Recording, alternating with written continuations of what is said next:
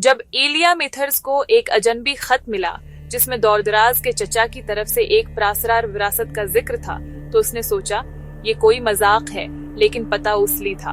होलो pines, अपालाचीन जंगल के दिल में एक सनसान कस्बे के करीब धुंध और खामोशी में लपटी हुई विक्टोरियन जागीर। एक इंतबाह भी साथ आया, तह खाने में मत जाना और अगर किताब मिले तो जला देना। एलिया खौफज़दा होने के बजाय मुतजस्सिस हुई। उसने एस्टेट का दौरा किया। घर में धूल सड़ और सांचे की बो बसी हुई थी। कपड़े में ढके आईने, फर्श पर अजीब खरूंच और तह खाने के बंद दरवाजे के करीब लोहे और नम मिट्टी की बदबू। इस रात एलिया ने ख्वाब में देखा कि एक साया उसका नाम सरगोशी कर रहा है।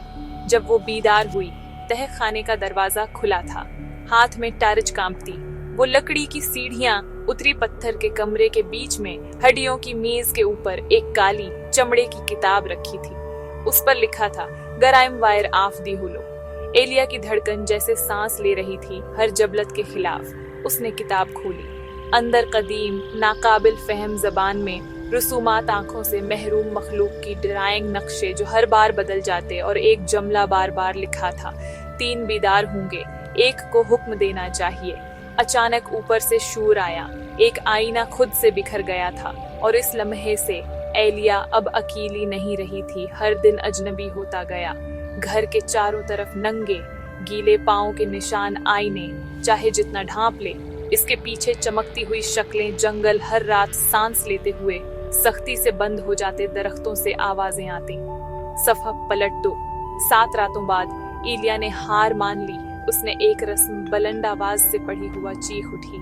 चमनी सब्ज शालों से गरज रही थी। उसके पीछे आईने में 3 पहली शक्लें नमूदार हुए, स्याह रंग में लपटे, चेहरे सिले हुए मासक से ढके। उन्होंने बात नहीं की, लेकिन उन्होंने इताअत की। अब रूहें उसकी मर्जी से जड़ी थीं।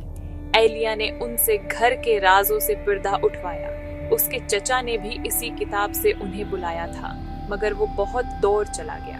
तीसरी रूह उसके खिलाफ हो गई और उसकी रूह को आईने में घसीट कर उसका जिस्म एक भूसी छोड़ गई। एलिया का जुनून बढ़ता गया।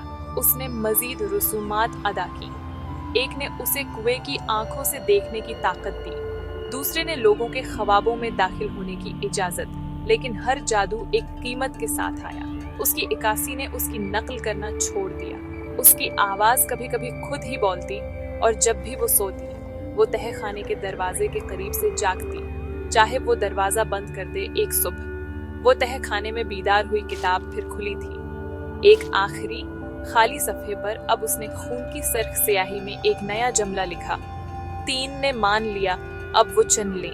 उसे गर्दन पर ठंडी सांस महसूस हुई। रूहें जो कभी फरमान बरदार थीं, अब उसे घिरे हुए थीं। अब वो भूत नहीं लग रही थीं, वो उसकी तरह लग रही थीं। एक जैसे चेहरे, वही आंखें, वही हाथ। उन्होंने सरगोशी की। आपने बहुत दूर पढ़ा है, आपको उसूल मालूम थे।